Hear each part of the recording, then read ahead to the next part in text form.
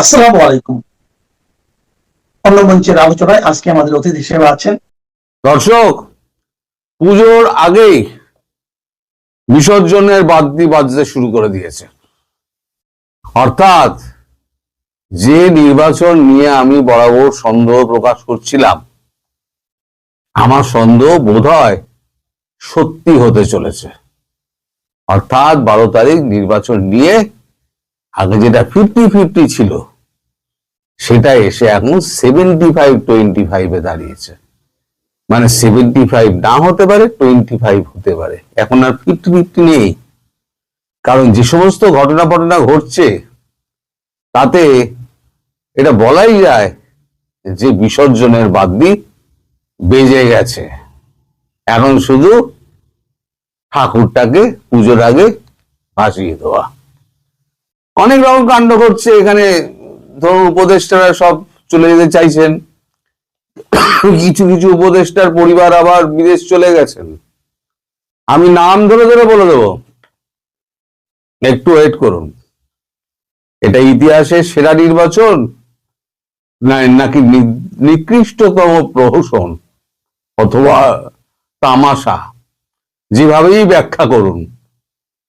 এই যে আমাদের ডক্টর ইউনূস, তার মধ্যে তো বিশেষ বিশেষ প্রতিভা উনি আবিষ্কার করেছেন। এই মেটিকুলাস ডিজাইনের একটা প্রতিভা উনি আবিষ্কার করতে গিয়েছিলেন, কিন্তু নিজের ফাঁদে নিজে জড়িয়ে পড়েছেন। আচ্ছা, আপনাদের দেশে ইউরোপিয়ান ইউনিয়নের একটা বিশেষ পর্যবেক্ষক দল এসছেন, কমনওয়েলথের 11 জনের একটা দল এসছেন। তার নেতৃত্বে আছেন প্রাক্তন রাষ্ট্রপতি নানা অপক্কু আত্মার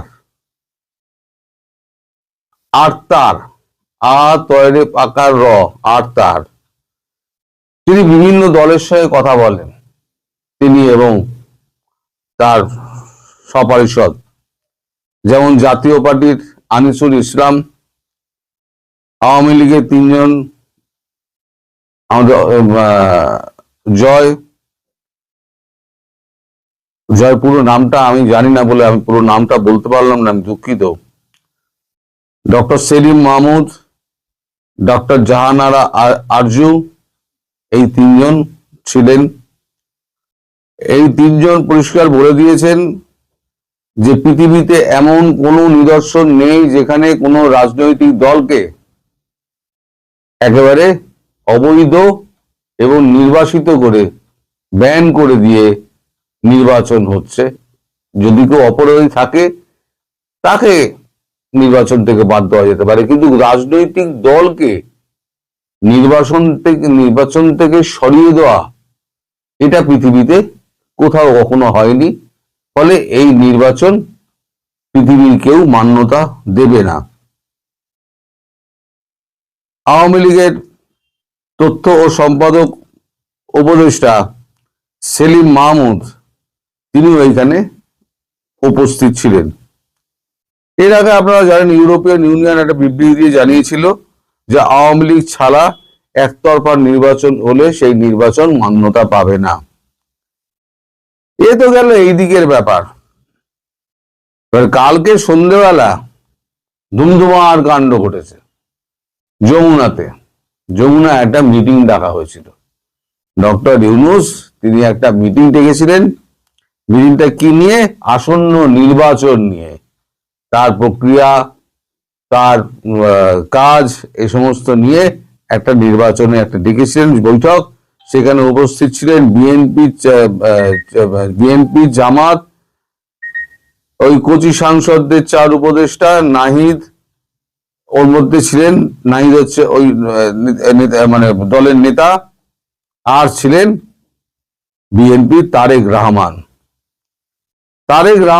সেখানে কিছু কাগজ দেখিয়ে প্রধান উপদেষ্টাকে বলেন, আপনারা সরকার পক্ষ থেকে একটি নির্দিষ্ট দলকে জেতানোর জন্য 75% ভোট পাওয়ার জন্য আপনারা যে সমর্থন আদায়ের জন্য আপনারা যে চাপ দিচ্ছেন এবং সমস্ত রকম আপনারা সরকারি মেশিনারিকে কাজে লাগিয়েছেন এবং রিগিং করার, আপনারা যেটাকে বলেন যে ইলেকশন ইঞ্জিনিয়ারিং, আমাদের এখানে বলে রিগিং, রিগিং করার যে সমস্ত আপনারা কৌশল অবলম্বন করছেন সেটা বন্ধ না করলে নির্বাচন কিন্তু হওয়া মুশকিল আছে। এদিকে আবার জামায়াতের আমির আবার বলে দিয়েছেন, জামায়াতের প্রার্থী যদি অংশীদার না হিসেবে, জামায়াত যদি অংশীদার হিসেবে এই সরকারে জয়েন না করতে পারে তাহলে নির্বাচন হতে দেব না। এদিকে ডিপি ওয়ার্ল্ড নিয়ে তো আপনারা জানেন, চট্টগ্রাম বন্দরের ডিপি ওয়ার্ল্ড, সেটা নিয়ে আজকে একেবারে কমপ্লিট শাটডাউন চলছে। সেটা নিয়ে সরকারকে প্রশ্ন করা হলে সাংবাদিকরা যখন প্রশ্ন করে, সাংবাদিকদের প্রশ্নের উত্তরে বলা হয়েছে যে এই চুক্তি থেকে ফিরে আসা যাবে না। আমার প্রশ্ন দর্শক আপনাদের কাছে, এই চুক্তি থেকে ফিরে আসা যাবে না কেন? কি এমন কাণ্ড ঘটেছে? তাহলে কি সেই $784 মিলিয়ন যেটা দিয়েছিল ডিপি ওয়ার্ল্ড সেটা কি খেয়ে নিয়েছে? সেটা হজম হয়ে গেছে, ট্যাঙ্কে চলে গেছে, এখন তো পকেট ঝাড়লে তো আর বেরোবে না, কোঁচা খুললেও বেরোবে না। সরকারের পকেটে পয়সা নেই, মাইনে দেওয়ার টাকা নেই, যা রিটায়ার করবেন তারা পেনশন পাবেন কিনা আর গ্র্যাচুইটি পাবেন কিনা আর বাকি যে টাকা পাওনা টাকা পয়সা পাবেন কিনা সরকারি কর্মীরা, তারাও ভাবতে থাকুন, সরকারের পকেটে কিন্তু পয়সা নেই। সুতরাং ভাবুন। এবার শেষ বড় খবরটা যেটা আপনাদের দেব সেটা হচ্ছে 12 জন উপদেষ্টা, তাদের মধ্যে 8 জনের পরিবার 5 এবং 6 তারিখ দেশ ত্যাগ করেছেন। মানে বউ বাচ্চা যারা যারা পরিবারের মা বাবা যা যা ছিল সব নিয়ে দেশ ত্যাগ করেছেন 8 জনের পরিবার। পুলিশের আইজিপি তিনি লাল পাসপোর্ট জমা দিয়ে দিয়েছেন এবং তিনি এটা বলে দিয়েছেন যে 13-14 তারিখে উনি বিদেশ যাবেন এবং তার জন্য তিনি রেজিগনেশন দিয়ে দেবেন ওই 13-14 আগেই, অর্থাৎ 12 তারিখকে ঘিরে সব এই সমস্ত কিছু হচ্ছে সব। এবারে আসি আপনার 9 জন উপদেষ্টা, তাগতওয়ার ভারী ভারী উপদেষ্টা, যারা সব মানে শুরুর দিকে আগস্ট মাস থেকে তারা যখন একবার ভাষণ দিতেন, মানে জাতির উদ্দেশ্যে বঙ্গবন্ধু যেরকম ভাষণ দিয়েছিলেন তাকে ছাপিয়ে গিয়েছে সেই ভাষণ, সে তারা যে ভাষণ টাষণ দিতেন। সেই 9 জনের মধ্যে আর যারা যারা হলেন তাদের নাম আমি বলছি: সালেউদ্দিন অর্থ উপদেষ্টা, রিজওয়ানা পরিবেশ উপদেষ্টা, Farida Akhter livestock, Sharmin Murshed work and establishment, Farooki Azam ধর্ম ও মুক্তিযুদ্ধ উপদেষ্টা, জাহাঙ্গীর আলম চৌধুরী তিনি হচ্ছেন স্বরাষ্ট্র উপদেষ্টা, তৌহিদ হোসেন পররাষ্ট্র উপদেষ্টা, খলিলুর রহমান এনএসএ, শেখ বশির বিমান এবং বাণিজ্য উপদেষ্টা। এরা বলে দিয়েছেন আমরা এই 12 তারিখের পর আর উপদেষ্টা পদে থাকবো না। সে 12 তারিখ যাই হোক না কেন, যে পরিস্থিতির সৃষ্টি হোক, আমরা এই উপদেষ্টা পদে আর থাকবো না। এছাড়া 2 জন বিশেষ সহকারী, তারা 12 তারিখের পর আর থাকতে চাইছেন না। এরা হলেন আবু তৈয়েব এবং লুফসে সিদ্দিকী। তাহলে বুঝতে পারছেন 12 তারিখ ঘিরে কি হতে যাচ্ছে।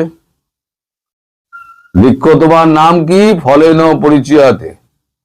তার মানে বৃক্ষের সামনে কিন্তু ফল ফলতে শুরু করেছে এবং ফল দেখে বোঝা যাচ্ছে বৃক্ষ তোমার নাম কি। ওটা নিম ফল নাকি ওটা আম ফল নাকি ওটা আমরুদ? যা হোক, এই 12 তারিখ নিয়ে যে সংশয় আপনাদের মনের মধ্যে ছিল, আমি আপাতত মনে হচ্ছে সেই সংশয়ের কিছুটা কাটাতে পেরেছি। যে 75% ধরে নিন হচ্ছে না, আর 25% হচ্ছে, কারণ জামাত হুঙ্কার দিয়ে দিয়েছে যদি সরকারের অংশ না হতে পারি তাহলে নির্বাচন হবে না। আর তারেক বলেছে এইভাবে যদি নির্বাচন হয় তাহলে এই নির্বাচনে বিএনপি থাকবে না। অর্থাৎ তারেক রহমান বানচাল করুক অথবা আপনার জামাত বানচাল করুক, নির্বাচন বানচাল হচ্ছে। হলো, এটা আবার অ্যাডভান্স বলে দিলাম, নির্বাচন বানচাল হচ্ছে। সুতরাং আমাদের ওই ডক্টর ইউনূসের একটা ওই যে ঐতিহাসিক একটা পৃথিবী তাকিয়ে থাকবে দেখবে এমন একটা নির্বাচন করার একটা মনোবাসনা ছিল না, সেই মনোবাসনায় জল ঢালা বলল। উনি আর পৃথিবীকে একটা ঐতিহাসিক নির্বাচন দেখাতে পারলেন না। বড় দুঃখ রয়ে গেল আমার। এই দুঃখ যে আমি কোথায় রাখবো দর্শক, এই দুঃখ আমার মানে যে আমার এই জীবনে এই দুঃখ যাবে না। তো যাই হোক, আপনারাও ধীরে ধীরে দেখতে থাকুন আর আপনারা আজকে লিখতে থাকুন সব গুজব। তারপরে 12 তারিখে দেখবেন সব ওই ফলেনও পরিচয়তে ফল বেরোতে শুরু করেছে, গাছ চিনতে পারবেন। তখন দেখবেন আপনি ঢেলা খেলেন না ঢেলাটা আমি খেলাম। সবাই ভালো থাকবেন, সুস্থ থাকবেন এবং সাবধানে থাকবেন। নমস্কার। নমস্কার, আমি তরুণ ঘোষ। বালুচিস্তান মোটামুটি পাকিস্তানের হাতছাড়া হয়ে গেল। পাকিস্তান ওখান থেকে তার সমস্ত সৈন্য উইথড্র করে নিয়েছে। বালুচিস্তানের ম্যাক্সিমাম প্রদেশগুলো সমস্ত Balochistan liberation army, Balochistan liberation front এবং মজিদ ব্রিগেড, এই তিনটে দল পুরোপুরি বালুচিস্তান দখল করে নিয়েছে। এখন এত মার খেয়েছে পাকিস্তান, সেখানে পাকিস্তান মার খেয়ে এখন ওখান থেকে চলে এসছে, বলছে আমরা আর বালুচিস্তানে কোনো অভিযান চালাবো না। আমার আনন্দবাজারে একটা খবর বেরিয়েছে, বালুচিস্তানের সামরিক অভিযানের সমাপ্তি ঘোষণা, পাক সেনার মৃত্যু 216 জন, সন্ত্রাসবাদী নিহত 22 জন নিরাপত্তা রক্ষীও। কিন্তু বিষয়টা সম্পূর্ণ উল্টো। আইএসপিআর যা বলছে পাকিস্তানের, বিষয়টা সম্পূর্ণ উল্টো। মারা গেছে হচ্ছে অফিসিয়ালি যেটা পাওয়া যাচ্ছে সেটা হচ্ছে 250 জন পাকিস্তানি সৈন্য মারা গেছে এবং ওদের 23 জন বালুচিস্তান আর্মি এবং বালুচিস্তান লিবারেশন ফ্রন্ট মজিদ ব্রিগেডের অতজন মারা গেছে। এখন পাকিস্তান কি বলছে, সুন্নি সংখ্যাগরিষ্ঠ পাকিস্তানের অতীত বেশ কয়েকবার শিয়া মসজিদে প্রাণঘাতী হামলা হয়েছে। খাইবার পাখতুনখোয়া এবং পাঞ্জাব প্রদেশে এমন হামলার ঘটনা বেশি ঘটেছে। এক্ষেত্রে কোন সুন্নি জঙ্গি গোষ্ঠী আত্মঘাতী হামলা চালাতে পারে বলে মনে করছে অনেকে। কিভাবে এই বিস্ফোরণ হলো, বিস্ফোরণের পিছনে কারা রয়েছে তা জানতে তদন্ত শুরু করেছে পুলিশ। কোন গোষ্ঠী এখনো বিস্ফোরণের দায় স্বীকার করেনি, তবে পুলিশ সূত্রে জানিয়েছে যে হামলাকারী একজন বিদেশি নাগরিক এবং তেহরিকে তালিবান টিটিপির পাক সরকার যাদের ফিতনা এ খোয়ারিজ বলে তাদের যোগসূত্র মিলেছে। ইসলামাবাদের পুলিশ জানিয়েছে আত্মঘাতী মানব বোমাকে প্রবেশপথের সামনে থামানো হয়েছিল। সে সমস্ত সুইসাইড ভেস্ট পরা ওই সমস্ত জঙ্গি নিজেদের উড়িয়ে দেয়। এরা হচ্ছে সব মজিদ ব্রিগেডের লোক, এরা সব সুইসাইড স্কোয়াডের মজিদ ব্রিগেড। আমরা বেশ কয়েকজনকে হাসপাতালে স্থানান্তরিত করেছি। এই মুহূর্তে কতজনের মৃত্যু হয়েছে তা নির্দিষ্টভাবে বলতে পারছি না। হ্যাঁ, অনেকেই নিহত হয়েছেন। উজবেকিস্তানের প্রেসিডেন্ট শওকত মির্জিওয়েভের দুদিনের পাকিস্তান সফর শুরু হয়েছে বৃহস্পতিবার থেকে। তিনি ইসলামাবাদে থাকাকালীনই এই ঘটনা ঘটল। পাকিস্তানে আবার জুম্মার নামাজের সময় হামলার নিশানা মসজিদে শুক্রবার দুপুরে রাজধানী ইসলামাবাদে শেহজাদ টাউন এলাকায় শিয়া টারলাই ইমামবাড়ায় শিয়া মসজিদে আত্মঘাতী বিস্ফোরণে অন্তত 31 জন নিহত হয়েছেন বলে পাক সংবাদ মাধ্যম দ্য ডন জানিয়েছে। এখানে আবার একটা খবর আছে, সেটা হচ্ছে মসজিদ বিস্ফোরণের খবর, যে খবরটা এর মধ্যেই লুকিয়ে আছে। এখন বিষয়টা হচ্ছে যে পাকিস্তান ওদিকে আপনার পাকিস্তানের এইদিকে তো বালুচিস্তান, ওদিকে আফগানিস্তানের বর্ডারে আক্রমণ হচ্ছে। মানে ডুরেন লাইন যেটা আছে, ব্রিটিশ যেটা ভাগ করে দিয়ে গিয়েছিল ডুরেন লাইন, এই ডুরেন লাইন আফগানিস্তান মানে না। আফগানিস্তানের বক্তব্য হচ্ছে এই ডুরেন লাইন যেখানে করে গিয়েছে, যেমন আমাদের কাশ্মীরে করে গিয়েছে ডুরেন লাইন, আমাদের এই বাংলাদেশে যেমন একটা কেটে দিয়েছে, বাংলাদেশটা কিন্তু ভারতের মধ্যেই ছিল। এই একটা স্কেল নিয়ে এসে র্যাটলিফ এই যেখানে পেরেছে সেখানে একটা দাগ দিয়ে দিয়েছে। এখন এই যে ডুরেন লাইন যেটা আছে, আফগানিস্তানের বক্তব্য হলো পশতুন পাকিস্তানের ভেতরে প্রচুর রয়েছে, ওই পশতুনদের পুরনো এলাকা হচ্ছে ওই ডুরেন লাইনের ওপারে। এখন সেই জায়গাটা আমাদের চাই, এই নিয়ে ডুরেন লাইনের ওখানে কিন্তু প্রচুর গোলাগুলি সংঘর্ষ হচ্ছে। এখন পাক ফৌজ ওখান থেকে পিছিয়ে চলে এসছে। এখন ডুরেন লাইনে কাঁটা তারের বেড়া ভেঙে বা Balochistan liberation army, Balochistan liberation front এবং মুজিব ব্রিগেড সরাসরি করাচির দিকে এগোচ্ছে।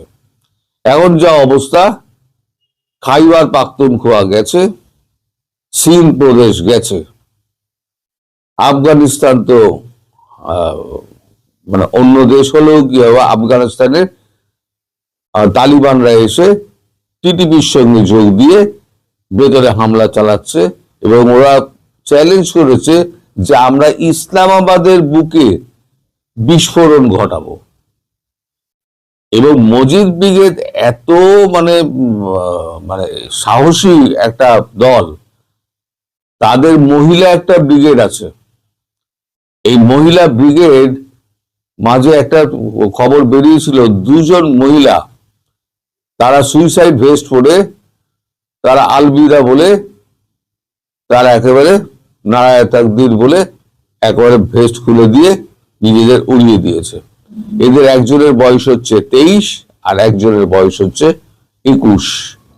এই বয়সী দুটি মেয়ে তারা নিজেদের জীবন উৎসর্গ করে দিয়েছে স্বাধীনতার জন্য।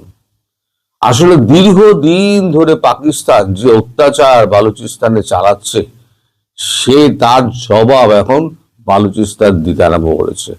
প্রথমে হয়েছিল মজিদ ব্রিগেড, তারপরে হলো বালুচিস্তান লিবারেশন আর্মি, তারপরে হলো বালুচিস্তান লিবারেশন ফ্রন্ট। এখন এই তিনটে একটা হারমোনি হয়ে গেছে, তিনটে দল একত্র হয়ে এদিকে টিটিপির সঙ্গে যোগ দিয়েছে। এদিকে তালিবান পাকিস্তান টিটিপির সঙ্গে যোগ দিয়েছে, যোগ দিয়ে চারটে দল এত শক্তিশালী হয়ে গিয়েছে, পাকিস্তানি সেনার ক্যাম্প সমস্ত দখল করে নিচ্ছে, দখল করে সেখানে নিজেদের অস্ত্র সাজিয়ে বসে আছে এবং যখনই পাকিস্তানের কোনো গাড়ি ওখান দিয়ে যাচ্ছে তখনই তাকে আক্রমণ করছে। এখন কোয়েটা থেকে বা পেশোয়ার থেকে কোয়েটা পর্যন্ত একটা লাইন আছে, সেখানে চলে জাফর এক্সপ্রেস। এই জাফর এক্সপ্রেস কিন্তু বন্ধ হয়ে গেছে। মানে যখনই কোনো কাজকর্ম থাকে না তখনই বলে চল আমরা জাফর এক্সপ্রেস উড়িয়ে দিই। জাফর এক্সপ্রেস যখনই যায় তখনই লাইন ফাইন ওইখানে মাইন টাইন পেতে রেখে দেয়, জাফর এক্সপ্রেসের বগি ফগি উল্টে যায়, তারপর ভেতরে যা সৈন্য ফৈন্য থাকে যারা পাহারাদের নিয়ে যায়, সাধারণ মানুষকে কিছু করে না, সৈন্যদের ধরে একেবারে প্রথমে নগ্ন করে, তারপরে তাদের হাত পা পেছনে বেঁধে সমস্ত গুলি করে মেরে দেয়। এখন পাকিস্তান আর্মির সদস্য যারা আছে তারা এখন কেউ আর বালুচিস্তান যেতে চাইছে না। এখন বিদ্রোহ ঘোষণা হয়ে গিয়েছে। বালুচিস্তান থেকে সমস্ত পুলিশ, যারা পাকিস্তানি পুলিশ ছিল, সমস্ত পুলিশ ফিরে চলে এসছে। এবং এমন একটা ভিডিও দেখা গিয়েছে, সমাজ মাধ্যমে ঘুরে বেড়াচ্ছে, যে পাকিস্তানি আর্মি তাদের পোশাক ছেড়ে সাধারণ পোশাক পরে সব বা Balochistan liberation front, Balochistan liberation army, Majid ব্রিগেডের সঙ্গে মিশে যাচ্ছে। মিশে গিয়ে তারাও বলছে আমরাও এই সমস্যার সমাধান চাই, আমরাও তো পাস্তুন, আমাদের ব্যবহার করা হচ্ছে, আমরা আমাদের ভাইয়ের বুকে গুলি চালাবো না। তাহলে কি হলো? পাকিস্তান ভাঙতে শুরু করলো। এই যে মসজিদে মসজিদে যে সমস্ত বিস্ফোরণ গুলো হচ্ছে, এরা কিন্তু করছে ওরাই, আর দোষ দিচ্ছে সব সময় ভারতের। যা কিছু হয় ইন্ডিয়া করেছে, রা করেছে, ইন্ডিয়াও বলবে না, রও বলবে না, বলে ইন্ডিয়া করেছে, রা করেছে। তোমার দেশের মধ্যে অস্থিরতা, তোমার দেশের লোক তোমায় মারছে। বালুচিস্তান যদি চলে যায় তাহলে পাকিস্তানের 50% চলে গেল। খাইবার পাখতুনখোয়া যদি চলে যায় আরো 10% চলে গেল। সিন্ধ যদি চলে যায় আরো 10% চলে গেল। রয়ে যাবে শুধু পাঞ্জাব প্রভিন্স। এই পাঞ্জাব প্রভিন্সের মধ্যে ইসলামাবাদ, এই পাঞ্জাব প্রভিন্সটার মধ্যে তাদেরকে থাকতে হবে। করাচি বন্দর কিন্তু টিটিপি দখল করে নেবে, কয়েকটা দিনের অপেক্ষা, তাহলেই করাচি বন্দর চলে যাবে। এই হচ্ছে পাকিস্তানের বর্তমান অবস্থা। এই পাকিস্তান যদি এখন বাংলাদেশের পাশে দাঁড়ানোর কথা চিন্তা করে, যে নিজের দেশ সামলাতে পারছে না, যে নিজের দেশের এই অখণ্ডতা রক্ষা করতে পারছে না, সে দেশ বাংলাদেশের পাশে কি করে দাঁড়াবে? এবার আপনারা নিজেরা চিন্তা করে নিন। একটা ভগ্ন অর্থ, মানে অর্থনীতি একেবারে মানে শেষ হয়ে যাওয়া একটা দেশ, যাকে ভিক্ষা করে খেতে হয়, সে দেশটা ভাঙতে ভাঙতে একদম ছোট হয়ে আসছে। সে এসে বাংলাদেশের পাশে দাঁড়াচ্ছে, আর বাংলাদেশের হয়ে তারা ওখানে নানান রকম বিবৃতি দিচ্ছে, যার জন্য সারা পৃথিবীর লোক পাকিস্তানের দিকে এখন হাসে, চেয়ে হাসে, যে নিজের দেশ রক্ষা করতে পারিস না, আবার বাংলাদেশকে রক্ষা করতে চাইছিস। আর তোরা বাংলাদেশকে, তোরা এরোপ্লেন, তারপরে তোরা সাবমেরিন, এই সমস্ত নাকি তোরা দিবি, জাহাজ নাকি তোরা দিবি। তোদের নিজেদের জাহাজ চলে না। যখন ভারত যখন আক্রমণ করেছিল পাকিস্তান, নিজেদের জাহাজগুলো, যুদ্ধ জাহাজগুলো সব গোয়াদার বন্দরে গিয়ে লাগিয়ে দিয়েছিল, যদি পাকিস্তান মেরে বা ভারত মেরে ডুবিয়ে দেয় পাকিস্তানের জাহাজ, তার ভয়ে। এরা আবার লড়বে ভারতের সঙ্গে, শুধু মুখে বড় বড় বাতেলা। তো যাই হোক, পাকিস্তান ভাঙছে, শুধু কয়েকটা দিনের অপেক্ষা। এইখানে আবার ট্রাম্প বলেছেন আমি বালুচিস্তানে যাব, ওখানে মিনারেলস আমি নেব। যদি আমেরিকা পা দেয় তাহলে দেখবেন আফগানিস্তানের মতো আমেরিকা ওখানে আবার পেটানি খাবে, 10 বছর থাকবে, তারপরে তা আবার নাক কেটে আবার ঘরে ফিরে যাবে, আফগানিস্তানে যেমন হয়েছিল। সবাই ভালো থাকবেন, সুস্থ থাকবেন এবং সাবধানে থাকবেন। নমস্কার।